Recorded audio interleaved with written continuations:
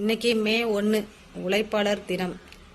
அனைவருக்கும் உழைப்பாளர் தின வாழ்த்துக்களை சொல்லிட்டு ஒரு முக்கியமான விஷயம் ஒன்று பேசுவோம்.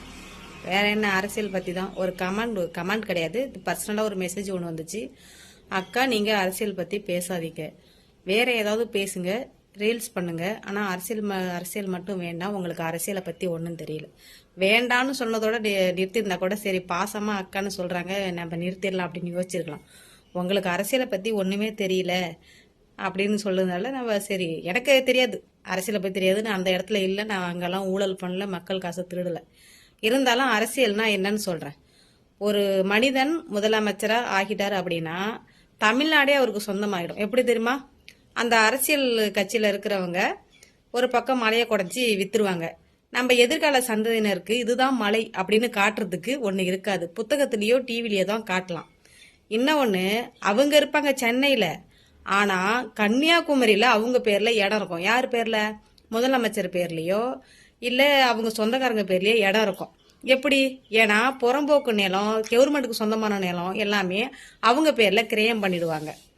அதுக்கப்புறம் வேற எந்தெந்த துறையில் எப்படி எப்படிலாம் மக்கள்கிட்ட இருந்து காசு வாங்க முடியுமோ, அதாவது மக்களுக்கே தெரியாமல், உதாரணத்துக்கு பாட்டிலுக்கு 10 ரூபா அந்த மாதிரி. ஏன்னா அது ஒரு 10 ரூபா தானே, இதுல என்ன பெருசா நம்ம செலவு பண்ணிட போறோம்னு மக்களுக்கே தெரியாம கொடுப்பாங்க.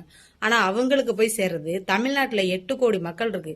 அப்ப 8 கோடி பேரும் 10 ரூபா கொடுத்தாங்கன்னா 8 கோடி பேரும் குடிக்கல, அதுல பாதி பேர்னு வச்சுக்கோங்களேன், ஒரு 4 கோடி இல்ல 3 கோடி பேர் குடிக்கிறாங்கன்னு வச்சுக்கோங்க. அப்ப 3 கோடி 10 ரூபா எத்தனை ஒரு நாளைக்கு? எவ்வளவு வருது? இதுதாங்க அரசியல். புரியுதா? முதலமைச்சர் ஆகிட்டா கேள்வி கேட்க யாரும் இருக்க மாட்டாங்க. எந்த புறம்போக்கு நிலத்தை வேணா நம்மளே எடுத்துக்கலாம், எந்த சொத்தை நம்ம எப்படி வேணா சொத்தை சேர்த்துக்கலாம் அப்படின்றது தான் அரசியல். என்னை பொறுத்த வரைக்கும் நான் என்ன அரசியல் அப்படின்னு நினைக்கிறேன்னா, மக்களுக்கு நல்லது செய்யறதுக்காக மட்டும்தான் அரசியல். நல்ல எண்ணம் இருக்கிறவங்க, மக்களுக்கு நல்லது செய்யணும்னு நினைக்கிறவங்க மட்டும்தான் அரசியலுக்கு வரணும்னு நான் சொல்றேன். அப்படி எப்படிக்கா இந்த காலத்துல இருக்க முடியும் அப்படின்னா, முதலமைச்சருக்கு தான் 2,4 லட்சம் 2.5 லட்சம் சம்பளம் கொடுக்குறாங்களே. என்னங்க, நமக்கு மாசம் 10,000 கிடைக்காதான்னு நம்ம கஷ்டப்பட்டுட்டு இருக்கோம். நம்மலாம் ஒரு அந்த 10,000 கிடைக்குதா, ஒரு 3,000 கிடைச்சா கூட நம்ம சாப்பாடு செலவு பார்த்துட்டு போயிட்டு இருக்கோம். அந்த மாதிரி ஒரு நம்ம கண்டிஷன்ல இருக்கோம். மாசம் 2.5 லட்ச ரூபா வச்சு அவங்களால குடும்பம் தள்ள முடியாதா? இவங்க பிள்ளைக்கு, அந்த பிள்ளையோட பிள்ளைக்கு, அவங்களோட பேரனுக்கு இன்னும் 10 தலைமுறைக்கு உட்காந்து சாப்பிட்ற அளவுக்கு சொத்து சேர்த்து வைக்கிறது. அதுதான் அரசியல். மன்னராட்சி முறைன்னு ஒன்று இருந்துச்சு, தெரியுமா? தெரிஞ்சிருக்கும். நாடகங்கள்லயோ படங்கள்லயோ நீங்க பார்த்திருப்பீங்க, ராமாயணம் போன்ற கதைகள்லயும் நீங்க பார்த்திருப்பீங்க. அந்த மன்னராட்சி முறை எதுக்கு முடிவுக்கு வந்தது, எப்படி ஒளிஞ்சது? மக்களுக்கு பிடிக்கல. அந்த மன்னராட்சி முறையில அவங்க வாரிசைய அவங்க குடும்பத்துல இருக்கிறவங்களே மாத்தி மாத்தி மன்னனாகிட்டு இருந்தாங்க. அது மட்டும் இல்ல, மக்கள் அனைவரையும் சமமா பார்க்கல, ஒவ்வொரு ஜாதியா பிரிச்சு ஒவ்வொருத்தருக்கும் ஒரு மாதிரி பண்ணிருக்காங்க. மன்னராட்சி காலத்திலயும் சொத்து குவிப்பு பண்ணிருக்காங்க. அதாவது வரி மூலியமா மக்கள்கிட்ட இருந்து நிறைய பணக்காசுகளை வாங்கி அவங்களுக்கு சொத்தை தான் குவிச்சு வச்சிருக்காங்களே ஒழிய மக்களுக்கு நல்லது செய்யல. அதனாலதான் மன்னராட்சி முறைய மக்கள் போராடி ஒழிச்சாங்க. ஆனா திரும்பவும் இங்க மன்னராட்சி வரப்போகுது, தெரியுமா? அவங்க பிள்ளைங்க, அவங்க பேரன், அப்படி மாறி மாறி வருது. இதுதாங்க அரசியல். வேற என்னங்க உங்களுக்கு டீட்டெயிலா அரசியல் தெரியணும் சொல்லுங்க. இதெல்லாம் நான் இன்னைக்கு நேத்து நோட் பண்ண விஷயம் கிடையாது, சின்ன வயசுல இருந்து நோட் பண்ண விஷயம். எப்படின்னு சொல்றேன்.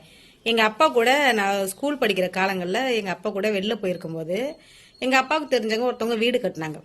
அப்பா உள்ள காசுக்கு ஒரு வீடு, ஒரு பெட்ரூமு, ஒரு கிச்சன், சின்னதா ஒரு சின்ன ஹால் அப்படின்னா அந்த வீடு கட்ட 1 லட்ச ரூபா இருந்தா போதும். அதே வீடு இப்ப கட்ட 7 லட்ச ரூபா வேணும், 5 லட்ச ரூபா வேணும் இப்ப விற்கிற விலைவாசி. அதே வீடு 1 லட்ச ரூபாய்க்கு போதுமா? ஆனா அது அவங்கள்ட்ட பேசிட்டு இருந்துட்டு இந்த வீடுக்கு எவ்வளவு ஆகும்னு கேட்கும்போது நாங்க ஒரு 2 லட்ச ரூபாய்க்கு வீடு கட்டணும்னு சொல்றாங்க சொந்தக்காரங்க. அதுக்கப்புறம் பஸ் ஸ்டாண்டு ஒன்று கட்டுறாங்க. அந்த பஸ் ஸ்டாண்டு கட்டி முடிச்சிட்டாங்க. முடிச்சிட்டு ஒரு பலகை ஒன்று வச்சிருக்காங்க. எவ்வளோ? 5 லட்ச ரூபான்னு பலகை வச்சிருக்காங்க. என்னடா இது, அங்க 2 லட்ச ரூபாய்க்கு ஒரு பெட்ரூமு, ஒரு ஹாலு, ஒரு கிச்சனு, சாமி ரூம்னு இப்படி கட்டியிருக்காங்க. ஆனா 5 லட்ச ரூபாய்க்கு ஒரே பஸ் ஸ்டாண்டு மட்டும் கட்டியிருக்காங்களே. அப்ப இதுல எவ்வளவு பணம் போகுதுன்னு நான் ஸ்கூல் படிக்கிற காலங்கள்லயே யோசிச்சிட்டேன். அப்போ ஊழல் பண்றதுதான் அரசியல் அப்படின்னு புரியுதா? வேற என்ன அரசியல் தெரியணும் எனக்கு?